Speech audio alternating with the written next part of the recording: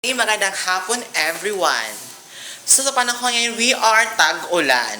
So para sa tips makaiwas sa mga sakit gagaya ng sipon, ubo, at iba pa, ito ang mga tips na maaaring gamitin para anti-iwas sakit, diba?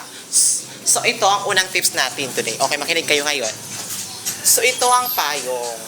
Aray? Ito nga ang payong. Payong, pag may tag-ulan o tag-init, we can use it. Diba? If you will see in my camera, then, punta tayo sa bahay. Sabay tayo ngayon.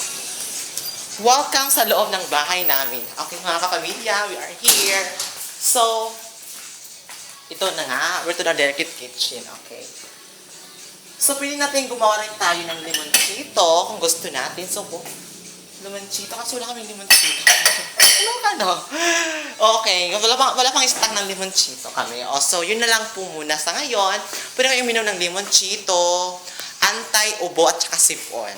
Okay? So, let's go to our ref. Okay? So, yun lang po mga kapamilya. Babush! Okay, magpapaalam na. Bye!